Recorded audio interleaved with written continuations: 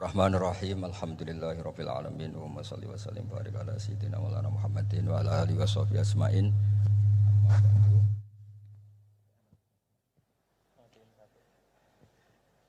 Alhamdulillah nih ngaji bareng juga enggak ngerti polanya juga.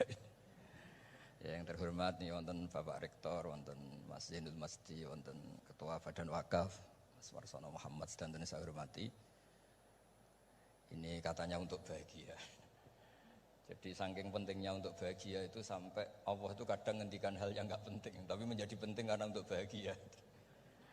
Jadi kalau Allah tanya Nabi Musa ketika ketemu dipanggil itu, wa ma tilka biyaminika ya Musa, yang kamu bawa itu apa? Padahal ketika dipanggil itu kagetnya bukan main.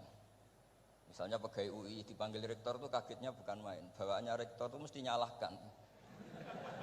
Mesti pikirannya orang itu mesti ketua badan wakaf ya sama. Mesti mau negur atau apalah. Nah, bawaan orang dipanggil atasan itu grogi, maka Allah ngendikan yang rileks. Kamu bawa apa gitu. Yang kamu pegang tangan kanan kamu itu apa? Masa Allah tanya sekedar gitu kan karuan. Wong kita manusia aja tahu yang dibawa Musa itu apa tong? Kok Allah malah tanya? Banyak analis, banyak mufassir, banyak ahli hakikat yang berpendapat Allah itu menghilangkan groginya Nabi Musa. Sehingga tanya yang ringan. Jadi saya mohon ini pimpinan di sini juga kalau tanya anak buah yang ringan-ringan. Wes sarapan. Oh. Jadi kalau sok-sokan disiplin itu bukan sunnatullah, saya jamin itu.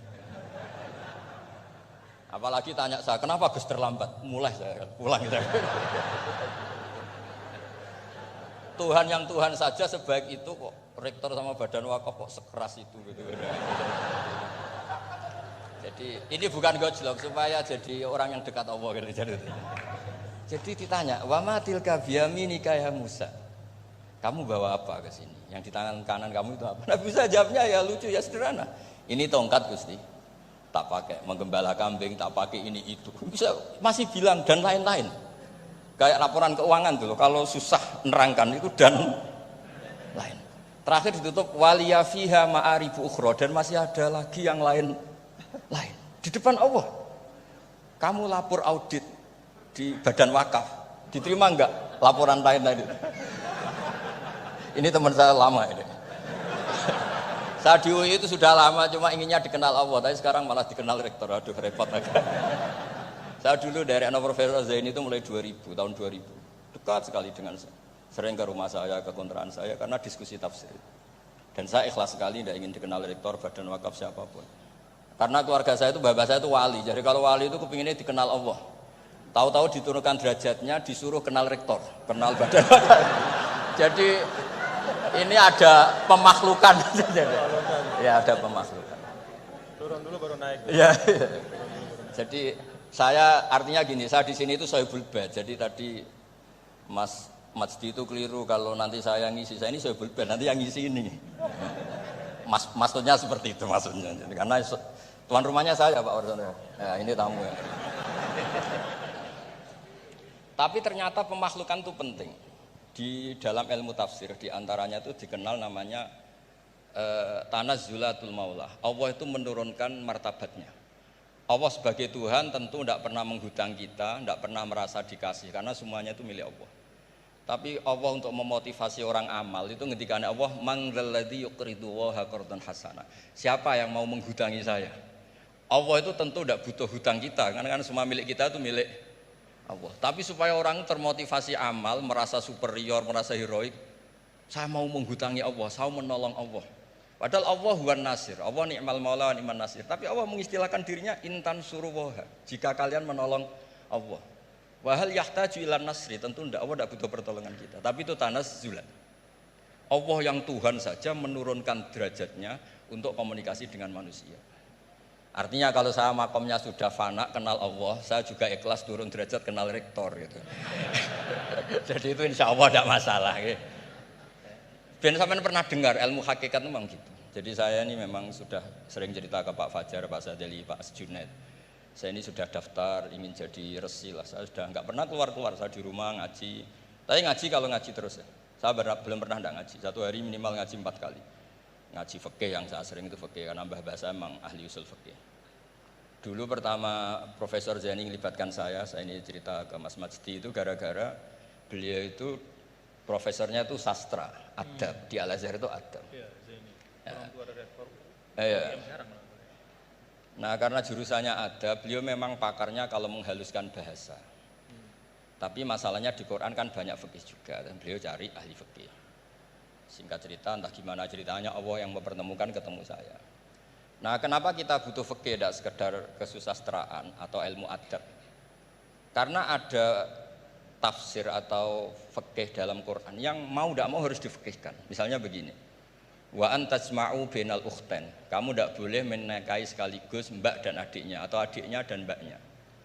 Jika Anda berpikir Quran itu hanya Quran, maka berarti apa boleh menikahi misalnya Sri dengan buliknya, Sri dengan budenya.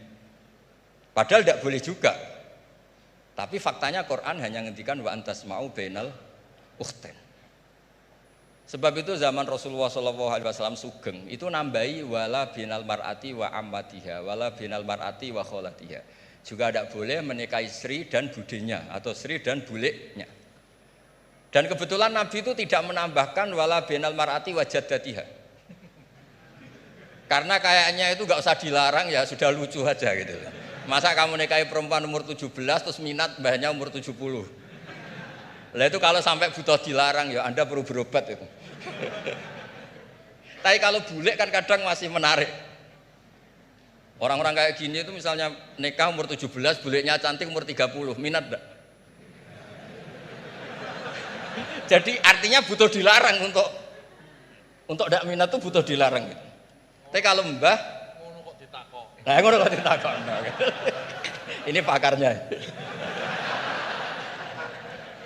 Ini tetangga saya orang Bojonegoro, dulu benderanya Profesor Zaini juga. Artinya andai kan tidak ada usul fikih ini mimba bi itlaqil ba'di wa iradatil qaul. Meskipun usul fikih itu yang menginduk ilmu balaghah, ilmu ini itu. Jadi Allah menyebut bainal ukhtain artinya diganti bainal mahromain. Jadi ukhtain itu ibaratun atau itlaqul ba'di, yaitu ukhtain mewakili kata mahromain. Dua perempuan yang punya hubungan mahram tidak boleh dinikah bersamaan untuk orang-orang yang poligami. Ini penting supaya semua tafsir juga gitu, lafat-lafat yang ada mahdzufnya itu kita jaga, baik itu secara keilmuan maupun secara fikih. Keilmuan misalnya begini, orang yang dilaknati Allah, mala'anahu wa ghadiba alaihi, di antaranya diteruskan wa ja'ala minhumul qiradata wal khanazira wa abadat tauhid. Lalu misalnya secara penelitian tidak pernah ada makhluk manusia yang dulu jadi kera. Tapi melihat ayat itu seakan-akan itu pernah ada periode atau kejadian di mana manusia itu dirubah jadi kera. Wa ja'ala minhumul qiradata. Mau tidak mau kita butuh perangkat ilmu lain yang namanya balaghah. Itu orang Jawa, itu kalau dilangkai kakinya itu hanya bilang kayak kera. Orang nggak sopan tuh katanya kayak kera. Tapi kalau dilangkai kepalanya langsung oh dasar ketek itu, dasar kera. Artinya dalam ilmu tasbih, kalau kemiripannya itu biasa itu masih disebut ka seperti. Tapi kalau mirip banget perilakunya itu kafnya dibuang. Sehingga orang yang tuli banget terhadap kebenaran Allah bilang summum bukmun umyun. Orang kafir itu summun, tuli misalnya. Bukmun ada bisu.